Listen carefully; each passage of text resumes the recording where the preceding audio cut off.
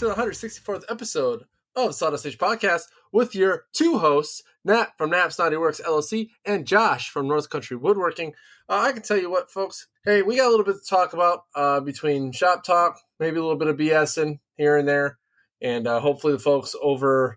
Oh man, we got some questions in the chat already for the YouTubes, and I discussed this with Jason a little bit, but I think it's good to get a little bit of perspective on both sides. But we'll get into that here shortly. Josh, you got a lot going on, so maybe I'll kick it off with what's going on in my shop, and then I'll let you take the reins for a minute, huh? Or do you want to go first? Okay. Yeah, sure. I'll just be sitting here. It's okay. Cool. Nah, you go, Josh. What you got going on, man? I see. Go ahead. We haven't seen you in 2 weeks, man. Come on. You don't Let's see what's going on in the shop. That's not a big deal. I do. I do miss the face. Okay, yeah. So last week I wasn't here. I don't know if you mentioned why I wasn't here. Not a big deal if you did or didn't, but just let the folks know. So I wasn't here last week because, one, wife's computer is wife's computer.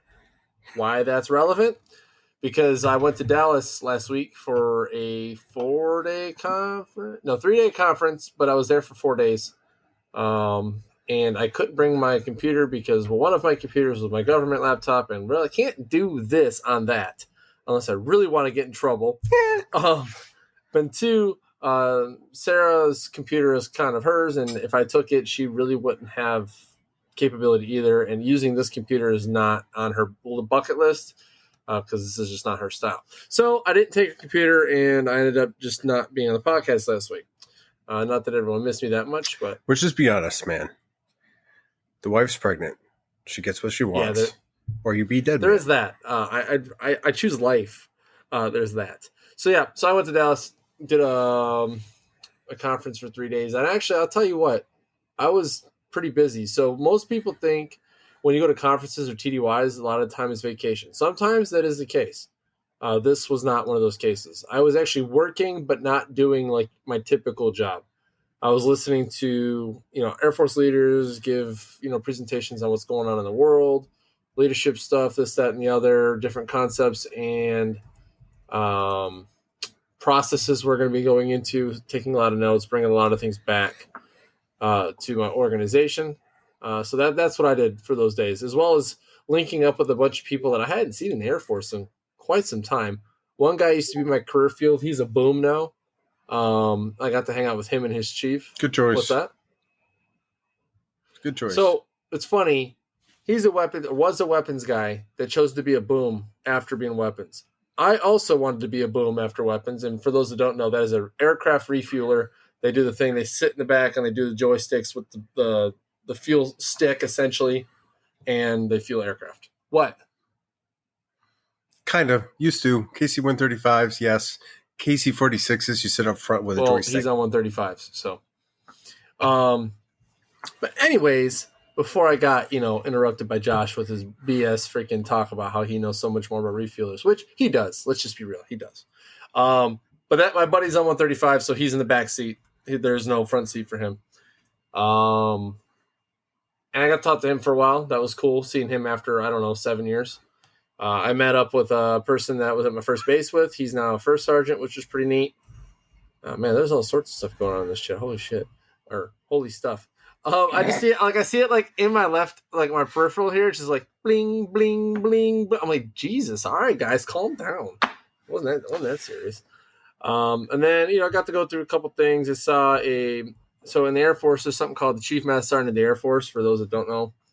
And we got to sit and talk to 5 previous Chief Master Sergeants of the Air Force. So that was pretty neat, getting to hear a panel from them. That's pretty cool. One of which is the namesake of one of the academies that I used to teach at, Chief Master Sergeant number 5.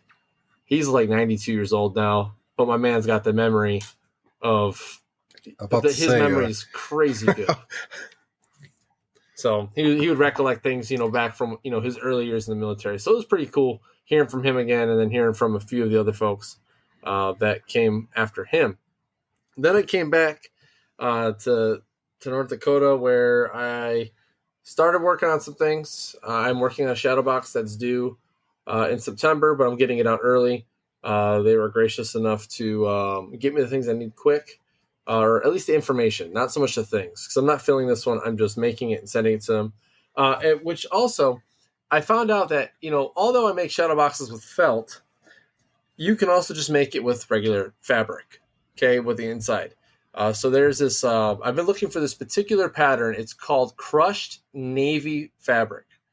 It looks like, I don't really know how to explain it. It's like you take a ball of fabric, you literally ball it up, kind of like almost like a tie-dye, but it's just one color, and you make it flat, and it looks like you crushed the sheet. It's, I don't know, it's an odd fabric style, but it's really nice, and it's definitely something I see very often doing so. Now, so that's the funny thing is that's the one job that I am doing kind of early, but man, I'll tell you what, procrastination's been a crazy thing lately. So I haven't had a lot of timelines for a lot of the stuff I've been having to do. A lot of it's like get it done when you can type deal. Like I finally got this one thing done, which I packaged up. I probably really didn't need to package. I probably could have showed it and then packaged after. But because of procrastination, I packed it before the podcast because I'm definitely going to bed after this. But yeah, so anyways, I took those 2 metal bars for some stuff that they use for loading, and I made a coin rack deal out of it. And I wonder if I could even show a picture on here. I don't know if it's possible. For the patrons that are watching, I know Jason, you saw it, but this is what it is. Hey, that's not the picture you showed me earlier. Oh well, that's the one. But yeah, so that's the coin rack thing I made, and that's packaged ready to go to South Dakota. And then I got 2 glass. So I killed my Etsy, but I got 2 orders from a guy who ordered a mug for me from before, and he ordered 2 more mugs. Luckily, I have like 6 more in my cupboard. So cool. Money I spent like a year ago is now making me money here on the front end, which is pretty awesome. So making 2 mugs for that guy, sending those out. I also got a random sign order from somebody actually at AFSA. It was a chief that I knew, and he's like, hey, man. And it's kind of not really a funny story, more of a I forgot about him. He goes, hey, remember that text message I sent you about making a sign and some stuff? I was like, oh, no. It was something simple. Better hurry up. It was just a plaque. It's a simple plaque. Guy's already PCS, but he want or PCA'd. He wants to just give him something simple. So it's going to be a quick carve, maybe some epoxy work just to show, like, hey, thanks for sticking it out with me, even though I forgot about you. And I'm going to send that to him so he can give it to the person he's presenting it to. I got... Man, they're really hitting you up in the chat. Jason's like, oh, so you finally started reading your email. No, that had nothing to do with email. This was actually a text message. Good try, Jason. No, the email actually came from the Etsy piece, yes, but I know that's where the jokes are coming from. So actually, my secondary phone is still a thing. I still have it. Most people, though, they've been reaching out to me via email anyways, because the damn text messaging on this other phone, I get nothing but junk. Like, I might as well not even got a second phone. Honestly, I did it because I just wanted a new phone, and I played it off as a business phone. That was the purpose. However, it worked for maybe a couple months, like, as far as, like, having different emails. But honestly, I'm on this phone so much, it's just like, okay, the emails come through both sides. I just said, screw it, and I'm on one phone now. What kind of phone do you use normally? Samsung. I don't have that Pixel Pro or whatever that has the 2 SIM cards like you have. Telling you, I thought about it, man, but we'll see. I'm good with my phone now. I need to stop buying random new phones and incurring a phone bill because I'd rather just have a phone paid off and then pay minimal phone bill at the moment.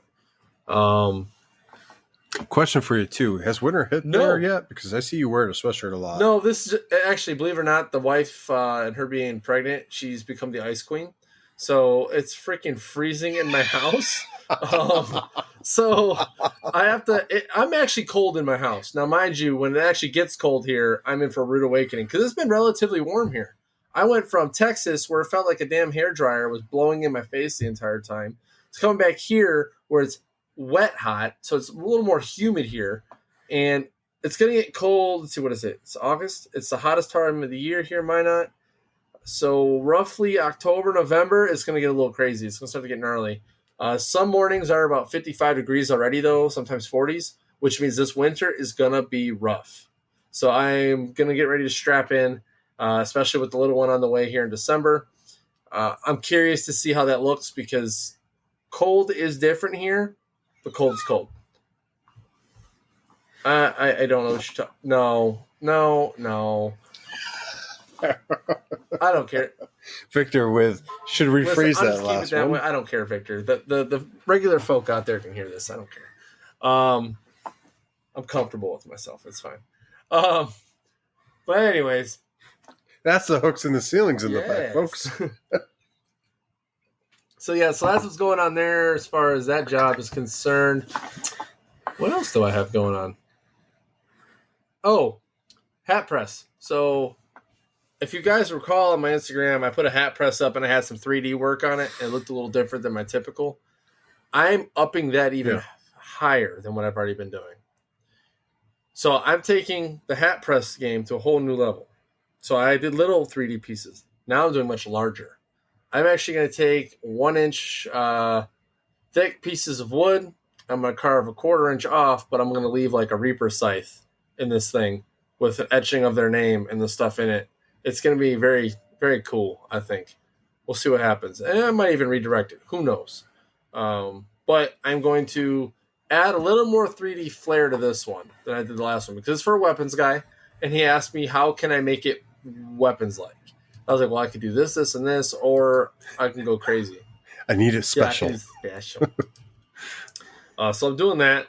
And then just trying to think, man, because like the shop has been slow, but the orders that I am getting are bringing in decent money. Okay.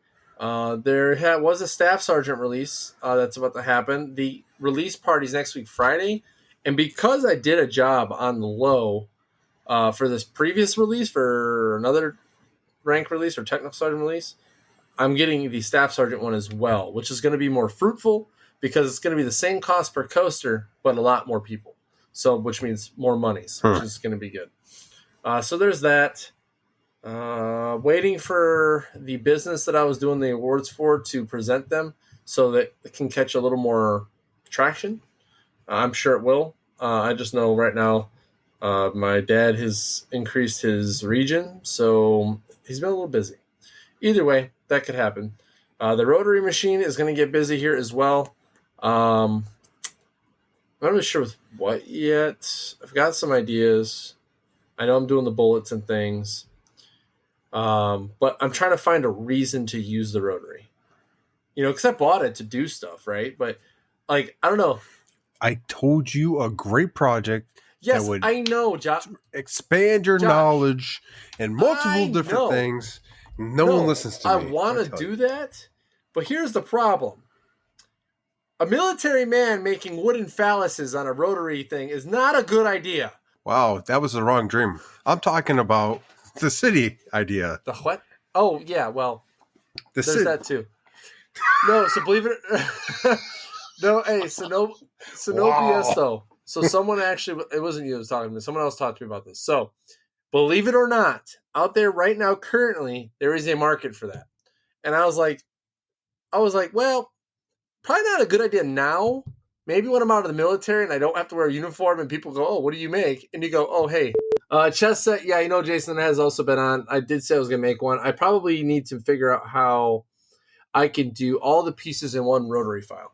Ooh, that's a instead good of doing like a knight and then doing a rook and then doing all of them in one blank.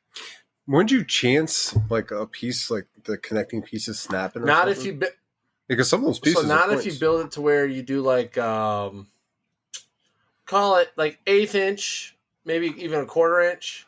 But no, so that's what's going on in the shop.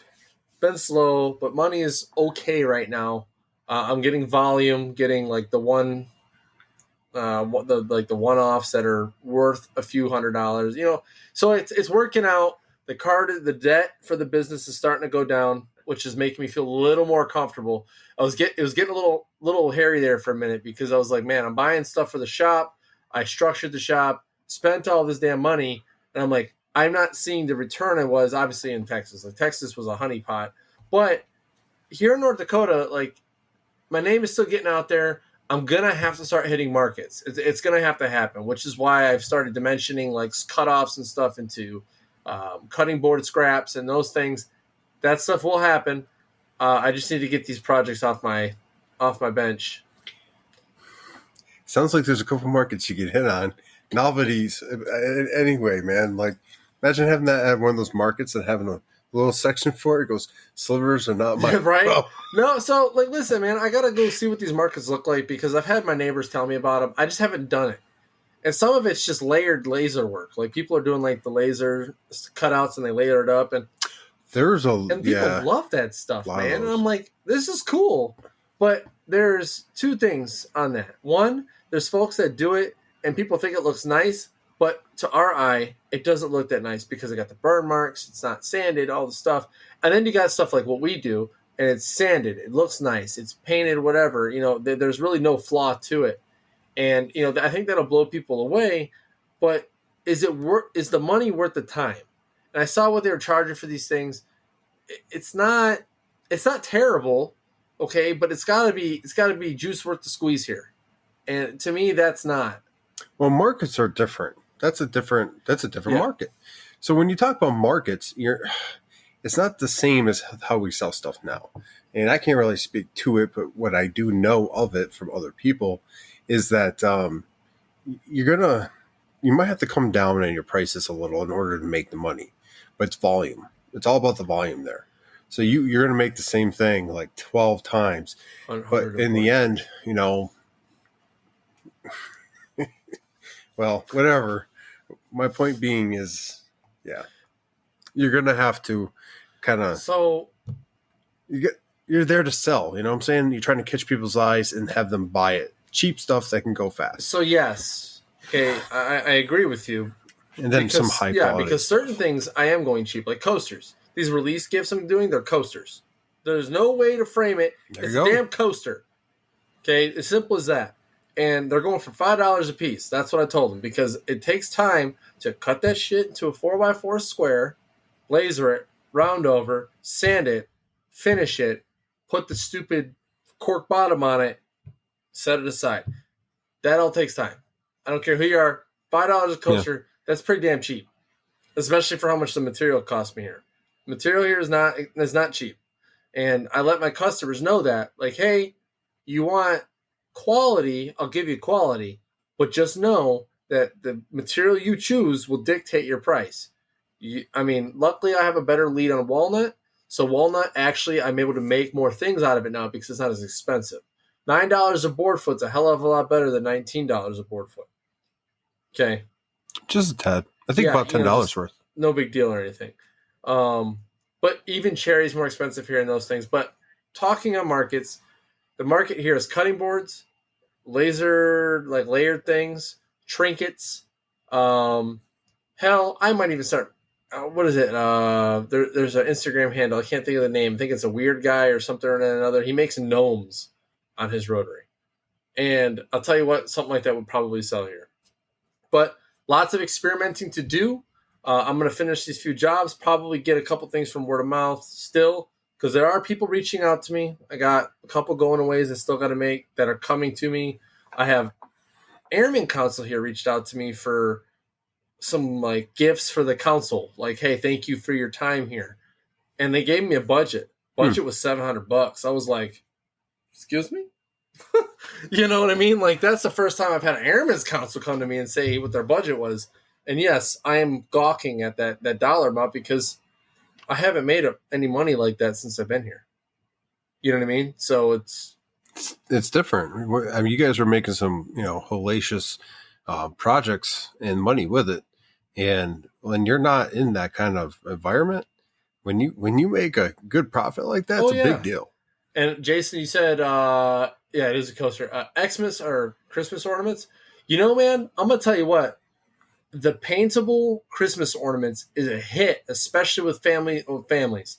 And I think this year made 300. Yeah, I think this year I'm gonna buy some Baltic birch from Maker Stock, and I'm gonna cut a bunch of ornaments. I think this year I'm gonna see what happens. Get in with the companies around you as well. Not just Air Force and stuff. Like major companies will do a Christmas party and give away ornaments or something like that as like a thank you. That's what my biggest order during Christmas was I made those 300 ornaments with Heather for one company. And like, it was a 3-layer ornament, but I mean, like, they were unique and new and like, it's worth doing. It was a pain. Don't get me wrong. but worth what? doing. I might bring that up to, I don't know, say my dad, right? With his business, with me doing the awards for them, Daddy! maybe I do ornaments for his business. I don't know. We'll see. That's a great idea. Go. I'm going to probably track something like that down. But hey, enough for me, except taking up some time. And yes, Josh, thank you for chiming in and giving some insight to some of the things we were talking about. But hey, man, your room looks like you got a lot of moving going on. I know your Festool had babies. And yeah, I want to hear what's going on. Watch out when that light turns off. I want to hear what's going on with you. And then we'll talk about a question that was actually given right before the podcast got rolling from Jason. Actually, there's a couple. Yes, but we'll start with Jason's because that is a debate we need to handle. So, Josh, what's going on in your shop, man? Okay. How's it coming along? What we're looking like? First off, solid. Yeah, it's been that kind of week. So, I've been on leave. Beard, the hair, all that nonsense. Did you say the hair? Yeah. The lack thereof. It's there. That is a 5 o'clock shadow in some places. Okay. I shaved it yesterday, okay? So lucky enough, it might be. Well, yeah, okay. 5 o'clock show. We'll be all right. Yeah. So, anyway, I had to shave it yesterday because when everything gets too long, it just, I don't know. Anyway, don't feel clean. I digress. Back to the beer. Anyway, it's been that type of week, right? So, of course, we're still unpacking. This is all Heather's stuff that she needs to unpack. Yes, I called her out. So, we've been hitting room after room, and essentially... Yeah, it's okay. I mean, just mark it on the list, I guess. So, we've been hitting room to room. The kitchen is basically done for the most part. Some organizing here and there. We're just trying to, feel it out and how we like everything in there. Dining room is done. The laundry room area is in the works for the most part. The living room is done for the most part again. We have some stuff, but they go in other rooms, and we can't just pile it all into other rooms because then we have no room to maneuver. So that's what you see behind me. The kids' room is basically done. There's some modifications of furniture we're putting together for that. Playroom is still kind of needs work. Our room needs work. But the shop is coming together as well, just like last week. There are definitely some things that have, gotten better and whatnot in there. I'm starting to hang more and more up, which definitely has been helping. Everything's finding its home. The only place that only tool that I don't have a home for currently is my joiner, where I originally wanted to have it. I don't know if there's going to be enough room. So we're going to have to work that in somewhere. But I kind of figured throughout this process, there are going to be some changes I'm going to have to make due to power or what have you.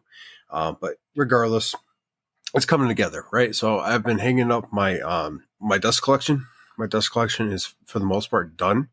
I got some new shuttle valves for my dust collection from Rockler, and they're a lot better than the ones I had from PowerTech, I think.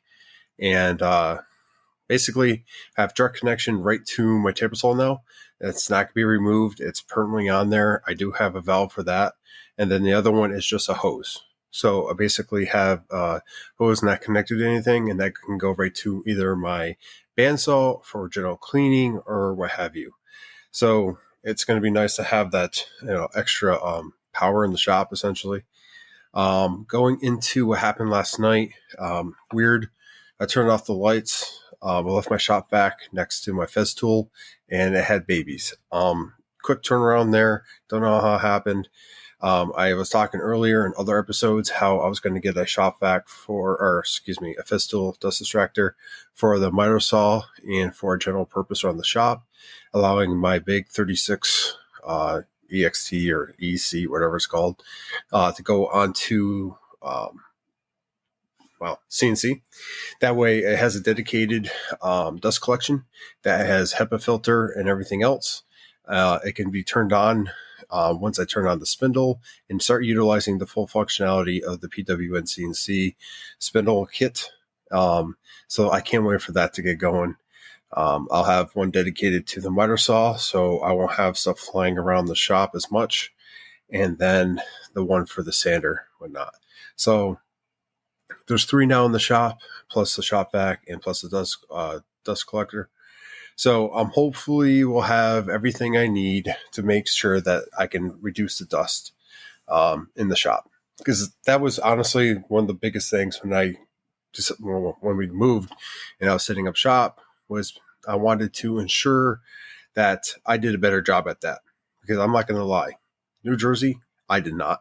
And I definitely could see that once I started removing tools and stuff. There was piles everywhere. And that would blow my shop out all the time. Pull things away from the wall, everything. But some places you just can't get to.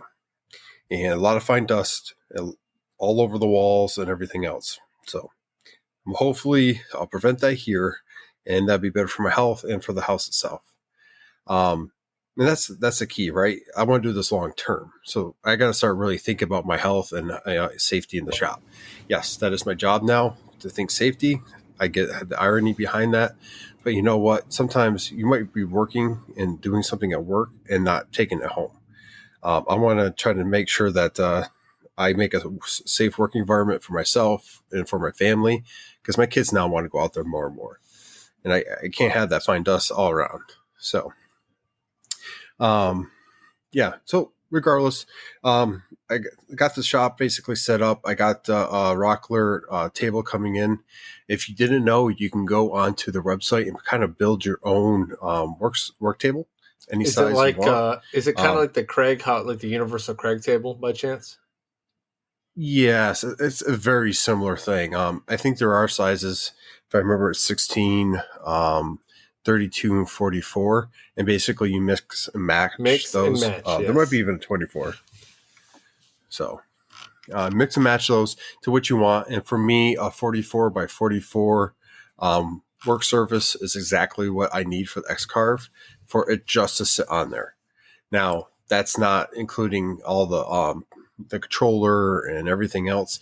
That's going to actually sit underneath, away from any kind of random dust that might get out there, along with the dust extractor. And that's going to allow me to kind of make sure the boxes don't get covered and layered in dust, and also basically keep that, free and clear of any debris or anything that might engage with the CNC. That way I'm not worrying about it. Well, long story short, when it comes to the shop, it's being set up. I got the laser going, and I did a rookie move. I swear, so I set up the laser. Everything's plugged in. I make sure surge protector has power and it's reading good power. Other things that are plugged in are running just fine. I make sure the laser nozzle is basically not going to hit anything because I did have some material in there for the ride here. I make sure that I have the coolant and everything connected properly. So I covered all my bases, you know what I'm saying? So the moment's there, right? So I go and I push the power and it doesn't turn on. I'm like, oh, maybe, I'll try it again. I push the power, nothing. I'm like, fudgicles. What did I forget? In my mind, I'm going through the checklist. I'm going around checking everything, making sure the power's still good. Everything's the way it should be. I'm like, is there another power button I forgot? Maybe a switch in the back? Because sometimes, large machines, they'll have like that power switch right next to everything plugs in. And I'm like, nope, pretty sure mine doesn't have that. I looked anyway, I pull it out. Mind you, I had it like perfectly in this little crevice of the wall where I can lift any panel, put down any panel, and it has like a millimeter of clearance that is perfect. But I'm pulling it out anyway, checking everything. So I'm sitting there and I'm like, what would be stopping power reaching this panel? And I look at the big red button in front of me, the stop button, and I reach over, I turn it, and it pops up. I push power, it turns on. And I sit there and I look at myself and look at the laser, and I'm like, damn, that's such a rookie move. But you know what? We got it going. And then I pulled it out again, and I had to plug in my my fan exhaust fan into the laser itself, so it turns on with the laser because I forgot that, and I pulled it out like 10 more times because I forget certain things. And then I have it all nice and set up, and I have it set up so that the hose basically runs along the floor or along the wall. So I just have to pop it out of the actual shop when I need it. and it's fairly easy, kind of hidden. And yeah, I decided I want to put the SAWDUST Nation flag behind it. So I got to pop it out again. But that's going to be the SAWDUST Nation's flag, or our flag, and then the TV's on top of it. But it's a good wall because nothing's really going on there as far as, like power or anything being hung up there. So I think it's a good home. So I got to say, Jason goes, what you want, what you really, really want. Okay, first and foremost, I used to close out with that on the end of the SAWDUST Nation podcast for the longest time. Jason calls me and goes, are you going to really keep saying that?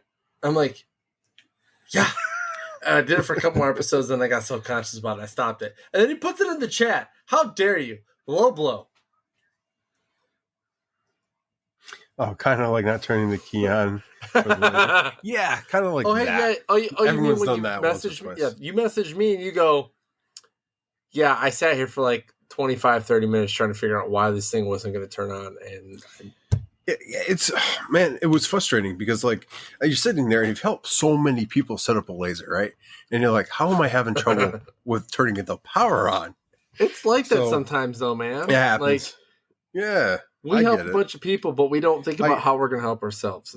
It's weird. It was just one of those moments where, like, self-reflection, if I would have took a moment and went, because I have a checklist. It's Air Force driven. I've been using checklists all my entire career, and I can't really get out of the habit sometimes, especially as a flight engineer. That was like our life.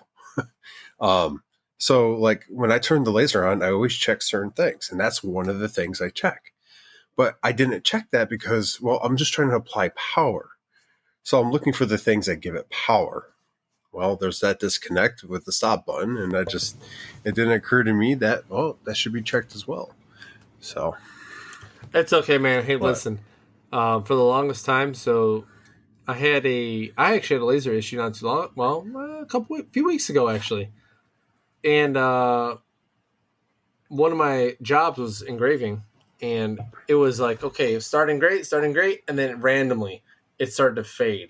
Like it went from a 1/16 of an inch to like nothing. It was just barely like grazing the top of the material. I was like, what's happening? I was like, is my laser tube dying? What's going on? No, my mirrors were freaking loose. Oh, I was going to say that when you were doing your Z, the bed. Yeah, no. So believe it or not, if your mirrors move, that very drastically affects how it's going to burn. So yeah, the mirror was actually loose, and it was causing the beam to not, go through the third mirror in the center. It was bouncing off the side of the laser, the laser nozzle. So that's why it wasn't actually burning that last piece. And I was like, why is it like that? And the reason why it was like that, I had the ring that is supposed to tighten it backwards. Yeah, it happens like that sometimes. Stupid things. I got to go ahead and try. Well, I'm going to go ahead and try to cut something to see where the laser's at, and then I'll line everything. I haven't actually cut or turned it on. I just basically wanted to make sure everything was working, everything was set up. And like I said, I made it because it kind of the wall kind of jets out, and it's kind of like a perfect little cubby for this thing, for the laser. And because of that, I had to make sure it had access to the side panel and both the laser tube.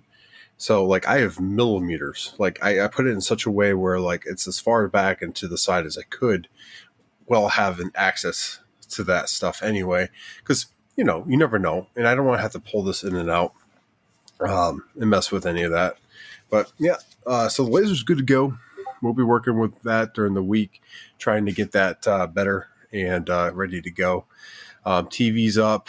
My clamps are up. I like how the TV was first on that list. Well, it's kind of important because, like, when I'm doing like really boring stuff, I like to have something in the back. But I'm really happy with the way everything's going in the shop. The layout is different, and the way it's being laid out is something all the stuff I learned in Jersey, I'm taking and try to apply here. So the way I have my what they call put wood on the wall, store track. Yeah, store tracks. Thank you. The store tracks, I actually have them all lined up on one wall, and they're spaced 32 inches apart. so that I can have longer boards and they have support, or shorter boards, and it doesn't really matter. I can have it on one wall. I'm going to have some additional ones either in the closet or right by the closet. I'm not sure yet. And those are going to be for the 4-footers and lower, essentially.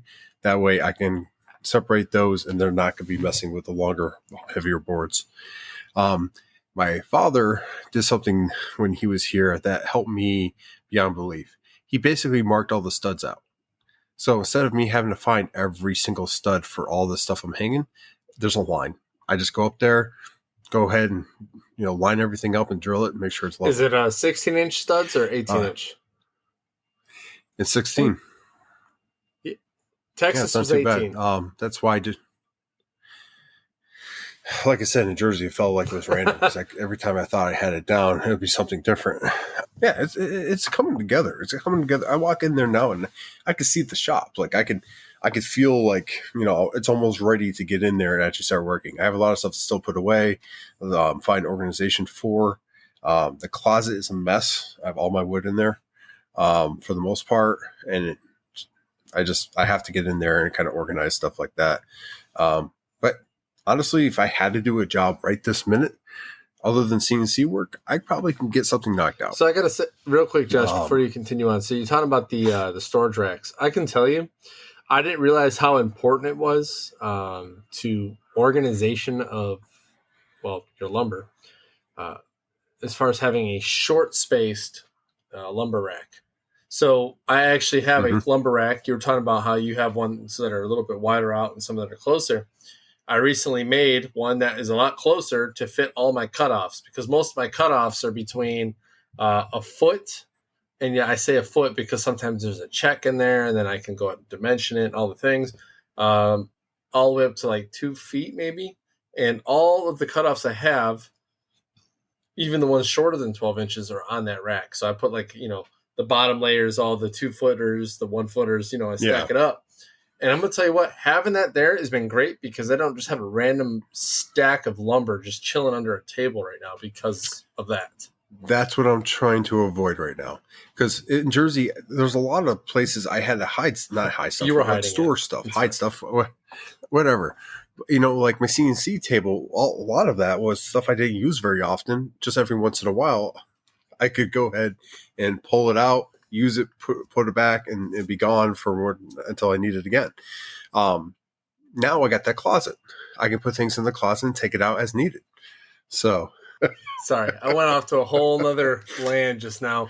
Yes, you did. That's the marriage land, folks. Anyways, but the closet's really nice. The shop is a little bit bigger than what I had in Jersey due to having the alcove and that closet space. I actually have space where I can actually build something a little bit larger and not totally be cut off from everything. So I can, it's not ideal, but it's working out. We're going to put it like that. I've already went through how I have my 4 power sources.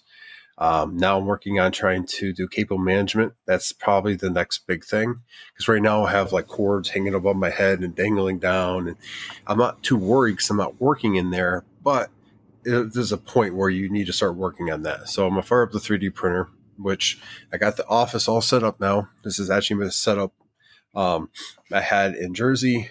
For the most part, I need to plug in my 3D printers and everything on the shelf.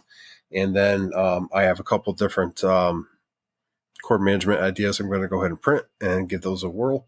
The goal here is less holes, the better. Well, if you would have saw the walls on the previous shop in the ceiling, you would understand. It looked like I went in with a shotgun. So it was pretty bad. But yeah, I foresee this working out pretty good. And it's hard to say anything different because I haven't worked in it yet. But I'm excited. I have the things and I've gotten the things I needed. And hopefully can start putting up the CNC this weekend into next week. And we'll go from there. Yeah, that's a bit it.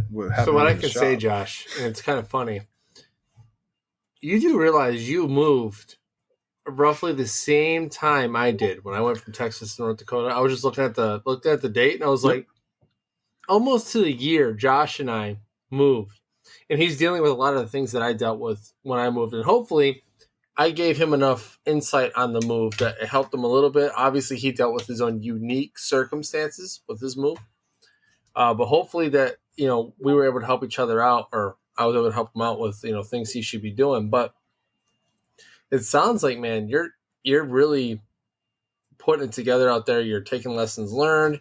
You're making a better shop for you based on your circumstance. And I'm hoping that everything turns out here with at least in the next month, because I would assume in the next like 30 to 60, we'll give that range. Your shop will be 100% in work, name out there doing, your jobs. I'm going to say this. I'm going to answer Jason's couple questions he has. It's a closet under the stairs. So I do have a section that's like, I don't know, 8 foot tall, maybe 9 foot tall, but it kind of, decreases as it goes further back. And then what else is there? I did not get a new CNC. I'm going to currently work with the CNC I have until I find something better than what's out there. I don't know. I'm going to wait. I can work with what I have. Okay, so for the listeners, there's stuff in the background. Just leave it at that. Stuff in the background, things. I wasn't even I'm going to, because I don't have to allude to anything, but there's things in the background. Josh and I have been talking. There will be some cool things on the horizon. We'll leave it at that. Keep you wondering. Yeah. So, yep, I'm going to work with what I got, and nothing so far. I'm sending him my Infinity. What? Ooh. Yeah. I mean, basically, I'm happy with how things are going. She's happy with the way things are going. She's starting to act normal too. Cats are weird that way. It took a minute. What up, Stan? Well, long story short, let's go ahead and kind of close this out for me in the shop. I'm going to go to the very top here with the questions, because this is a good question, I think. Because you and me, we don't have a Harvey. I almost did. Right. And actually, that's good, because this will help with this conversation. And it can be short, it can be long. Jason asked me well before this episode on this, and I gave my perspective. But he said Harvey versus SawStop.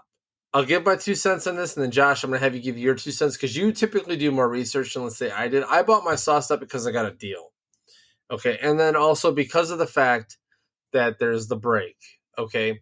So I probably, and I told him this, I said, when I grow up, I'll get a Harvey.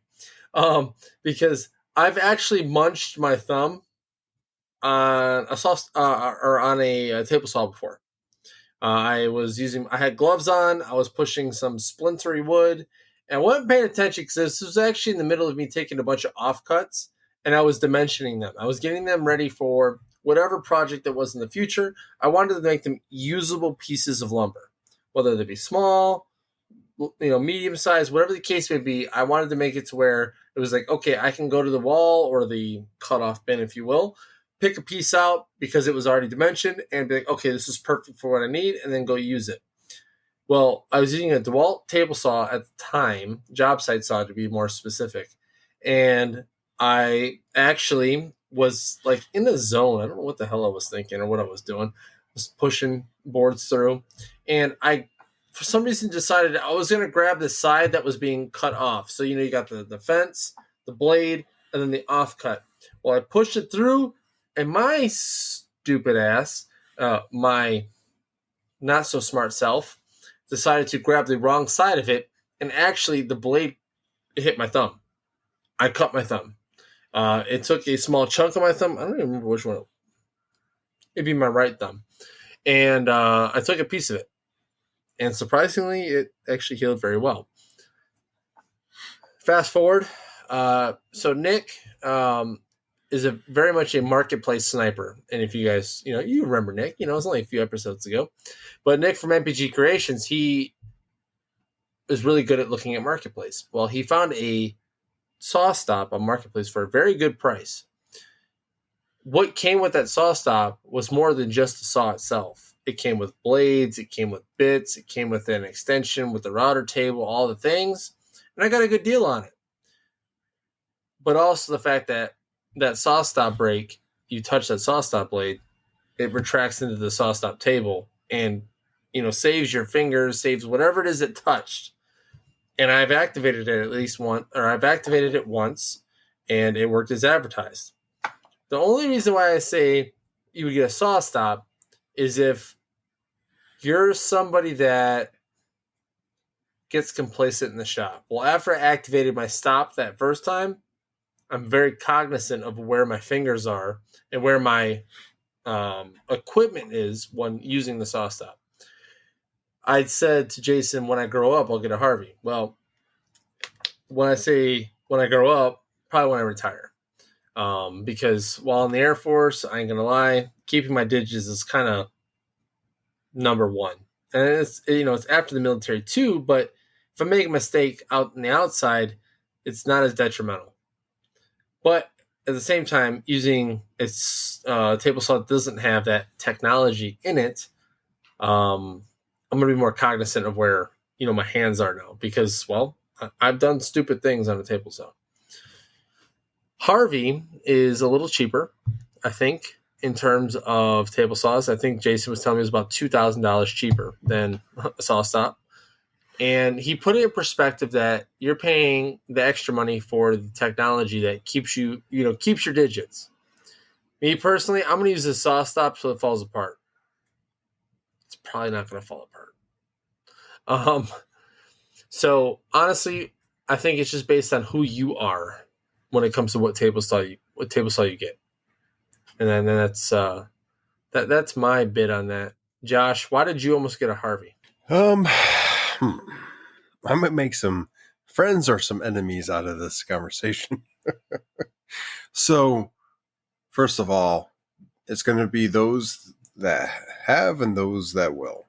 You are eventually going to cut yourself in the shop.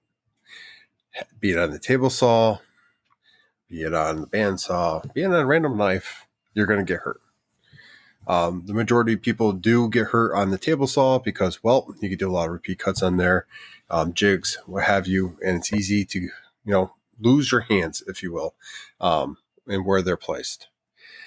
Especially if you use it long enough, it's probably going to happen. Nap, you have experience with it, so it probably decreases your chance of happening again because you sustained an injury and you're going to be that much more careful. Myself, I haven't hurt myself on a table saw. I have had some pieces fly back at me, and they've hit me in choice places, and the stomach and the ribs and stuff like that. So it's happened a couple times. I'm careful on the table saw because I want to keep my fingers and my hands the way they are. Not to say that in the future it might happen. Okay, that's out of the way. So if you put the two table saws side to side, which stands out the most when it comes to features? People are going to go ahead and say the saw stop because of the feature of the safety mechanism they have provided through the brick. That's where their price point is because they can charge for that. It's the only one in the United States I know of that sells, a brake of that quality. Now, Festool and other Bosch and other makers of table saws do have that same technology, but are typically distributed overseas where they can actually sell those because I believe SawStop has that basically locked down in the States. So my thought is, and my continually thinking is it's nice to have that feature. That way, if you do have a lapse in judgment, you have a safety mechanism. Then it is some research and looked around the community, and the majority of issues you see are with saw stops. Why is that? Well, my belief is, and this is my belief, not really based on anything but what I've seen and heard and the research I conducted. You become complacent when you have a safety mechanism that's going to save your fingers because you're not worried about it. Yeah, it's going to cost you some money, but you're not worried about the major injury that comes with putting your hand through a table saw or any saw for that matter. And I think there is a detriment to your skill and how you operate in the shop because of that. So I'm going to take a little bit more risk, and I'm going to go with a Harvey because if you look at it, honestly, Harvey, if you do the research, and it's been a while, so I might not remember this 100% correctly, was making Grizzly. They were making Jet. They were making Delta. They were making basically every major table saw you had coming into the United States. Can't speak for SawStop, but I'm going to go ahead and say all the other brands, they were basically making, painting, and then sending out with a different logo on there until they were like, hey, wait a minute, we should do our own. So they started doing that, and now they have their own brand. Well, if you have the main manufacturer of a table saw that's been manufacturing for years and has the technology, the experience, and the quality behind it, and it has a price point with all the features of a SawStop, except for the brake, it's kind of like a no-brainer for me. Honestly, especially like some of their systems, I don't know off the top of my head the SawStop and the power requirements, but I can get like I think it's a 3 horsepower motor that has a 16 amp breaker on there that I can run in this shop right here with a 20 amp. So it's very possible. And then when I got a better setup, 220. So what I'm trying to say here is for the hobbyists or even the people running a business, if you don't mind taking a moment before a cut, during a cut, anytime during that process and watching your hands, being mindful and taking a little bit more chance, then I think the Harvey's the right choice.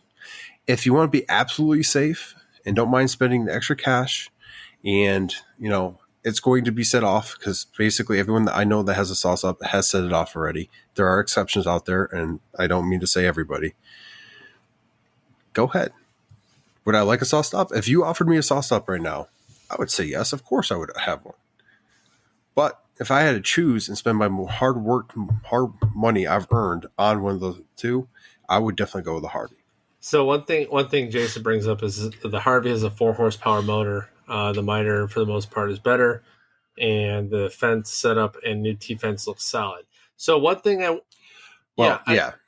didn't even get into the features of it because it's like that's a whole different aspect. So the one thing I can say for most table saws, Josh, and I'm going to get into the 220 versus 110 here in a second. So I will tell you, most table saws, as Josh has pointed out, is many of them are the same table saw, different brand. There are features that make each brand distinguished, and of course, that is what it is. But one thing I can say that is absolutely paramount to some solid cuts on any table saw is that cast iron top. So I will tell you, if you have the money for a SawStop, like Josh said, yeah, go for it. If you want to get a Harvey, awesome. If you want to get a Powermatic, even better. It honestly, to be fair, having a solid top to your table saw is what's going to make a lot of your cuts. How the T-Glide system works, that's totally preferential. A lot of them have like those sliding, what are they? Like sliding extensions for sheet goods. All of them have that. A lot of them have some of the dust extraction. Some of them don't have maybe the elaborate or extravagant like the little bases that you put on the side that run sheet goods. But there's a lot of accessories for both, or really for any table saw that's out there, like Jessam, stock guides, and those things like that. So on that point, I think you're making a great point. I want to add it to it a little bit. So you have any Harvey stuff in your shop? I don't, but I thought about getting the Compass because the Compass looks pretty solid. Okay. It is. So Bridge City and Harvey are kind of two parent companies. They both kind of share that market. They're under one company, big far as like Big Brother wise. Woodpecker and all those, we all consider those top brands. Woodpecker being, mostly layout tools. They have branched out to other stuff, but it's very expensive for what you're paying for. I do believe with Harvey, at least, you pay for what you get. So their compass setup for the miter saw gauge is just, I believe it's another level. You can get Incra. Incra has the same materials. Same materials, aluminum and everything else.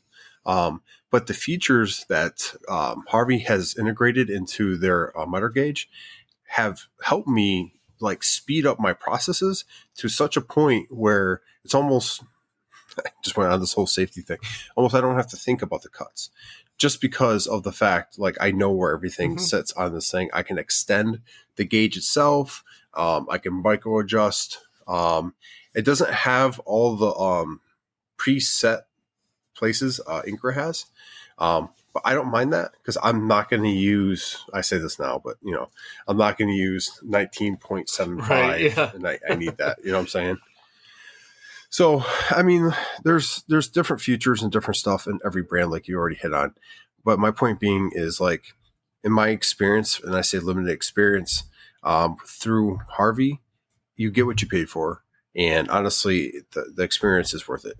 If I go to Bridge City, same thing. They have high quality stuff. It is expensive. Could it be less? Probably, but high precision, good quality. And then I'm going to hit on Woodpeckers real quick. Honestly, with them, it's like the other two companies. You get what you pay for. Yes, it could be cheaper other places. And I do go other places for most of my layout tools now.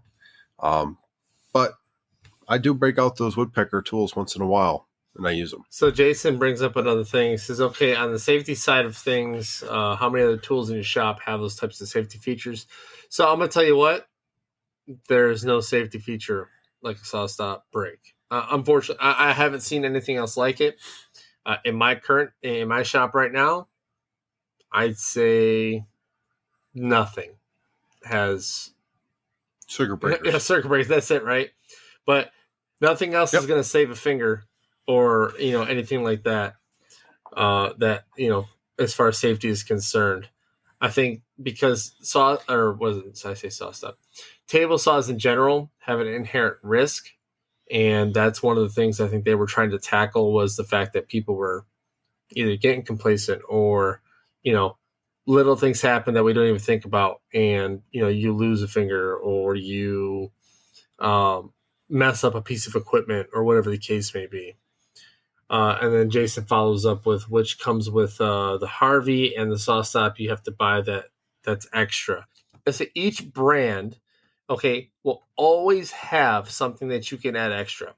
Every table saw has a base product. Okay. So if I look at a saw stop and a Harvey, I guarantee you each one of them has a 36-inch or a 52-inch layout. All of them have some kind of table preference. Some of them have the router extension that I have, right? That's at the end of my table that I can use. It's all in one. But then there's things like Jessam stock guides that I mentioned earlier. Those are extensions or accessories that you can use for any table saw. They give you instructions on how to install them on the different types of T-glide systems. There's the dust extraction. There's the overhead. There's just the inside the table. There's all sorts of different things.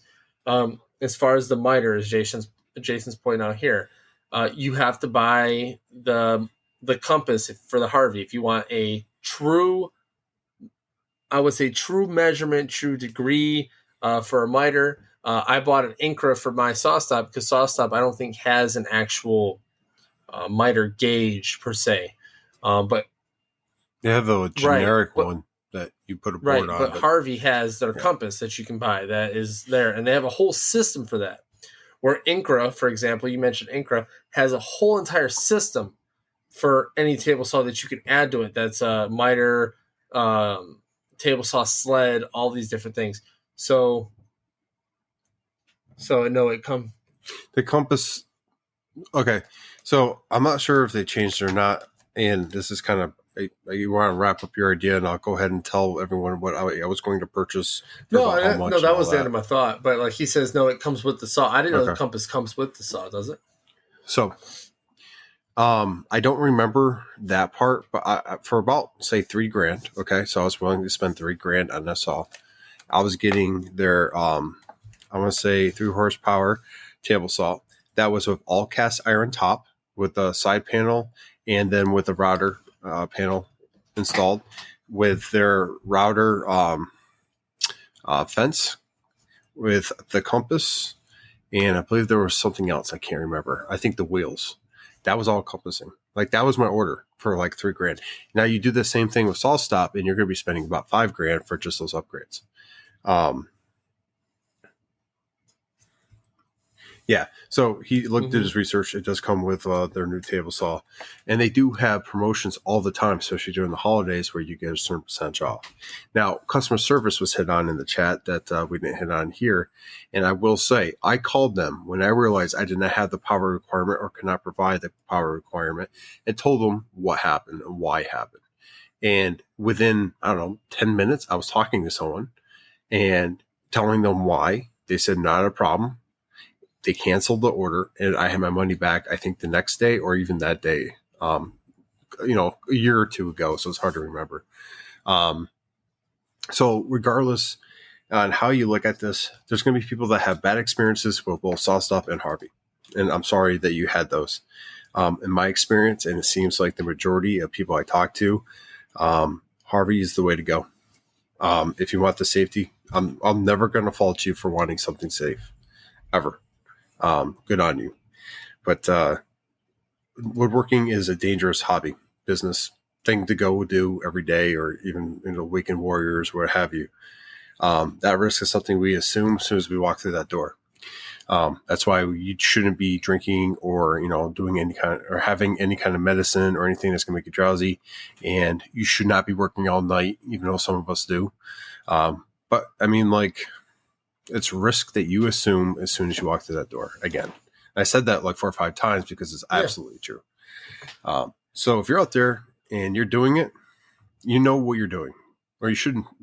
you should know that it might happen. It could happen at any point in time, and it might be unseen. It might be lose a finger or nick a finger or slice a finger with a knife. Stupid stuff happens. And then. Yeah, I think I got one final thought on the power thing, and then we can go and wrap it up. So a lot of folks, there's a contention between 110 versus 220. I just want to put out there that if you get a 110 rated saw, you're going to get the same power you're going to get for a 220 rated saw. The only difference here is that a 110 saw is going to take more amps than a 220 to get to the same power. So the 220, the reason why I have it is because guess what? Yes, it's 220, but the power that it takes to get to, the efficiency that I have is less than if I'm going to use a 110 powered saw. That is really the only difference. The Harvey, the rigid I have out there, most table saws that are in the cabinet grade area, you can go ahead and you can make 220. Yeah, there is an upgrade for pretty much every table saw.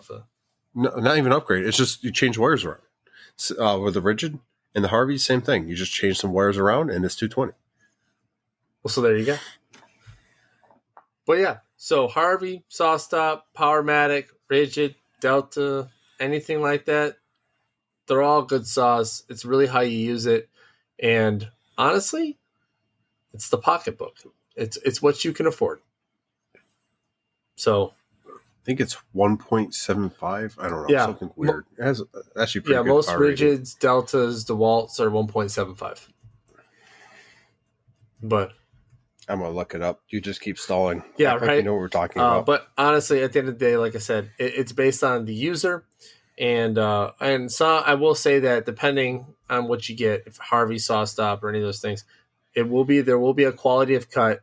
There will be a level of, what thickness of material you can cut through, because I can tell you using a Delta table saw, an 8/4 was way different than throwing it through a SawStop or even a Harvey. Never used a Harvey, but I can imagine it's probably relatively the same outcome as far as quality of cut. But yeah, and Josh is still looking things up, stalling until we can finish this up here. Type faster. I can cut out any nonsense. You do your best. Why? But I will say most saws you're going to get from a big box store are going to be 1.75. I'm just going to put it out there. Tell us more about your saw. I think that's it. It's a newer version, but it should be the same. Same but different. Same but different.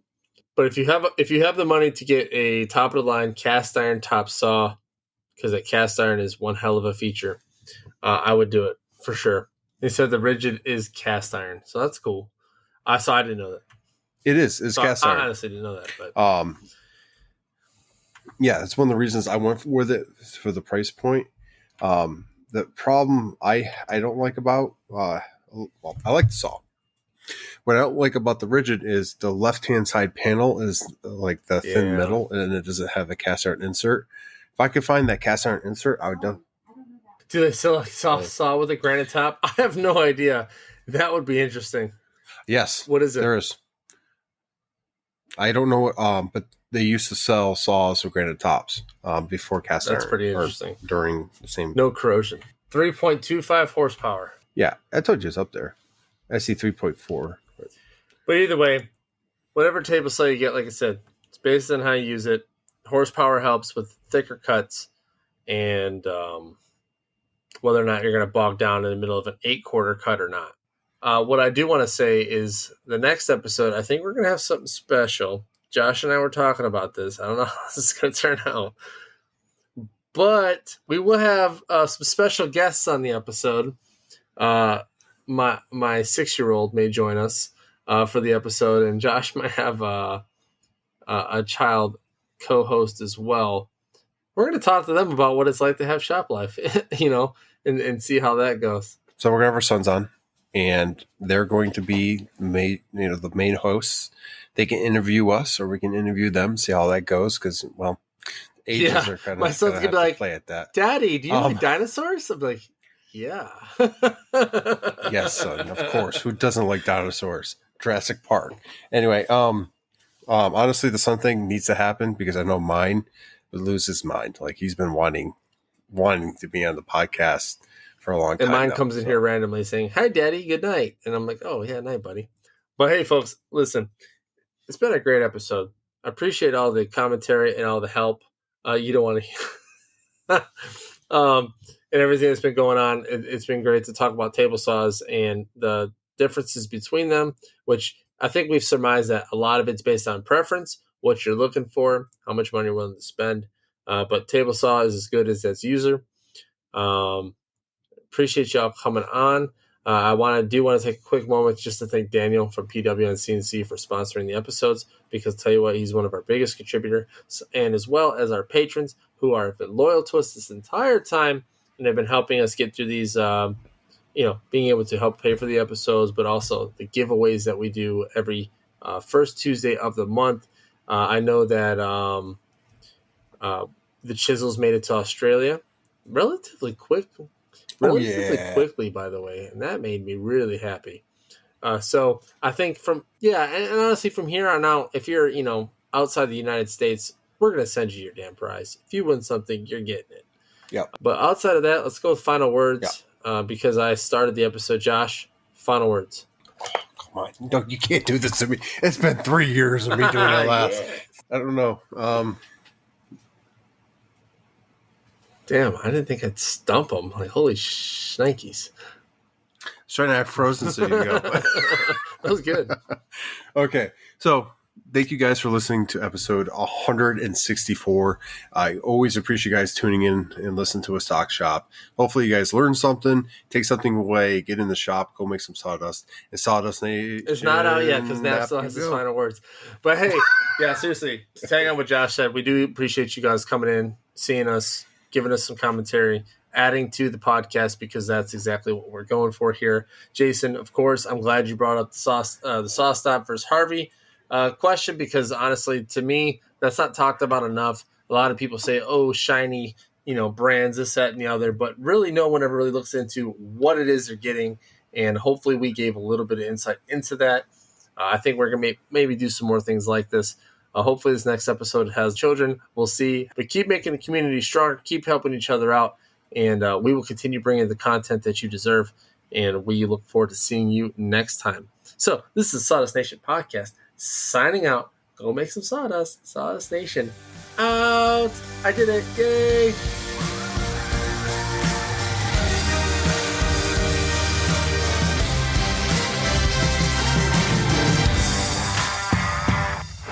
Reverse. But hey, welcome to the 164th episode of the Sawdust Nation Podcast with your two hosts, Nat from Nap's Naughty Works LLC and Josh from North Country Woodworking.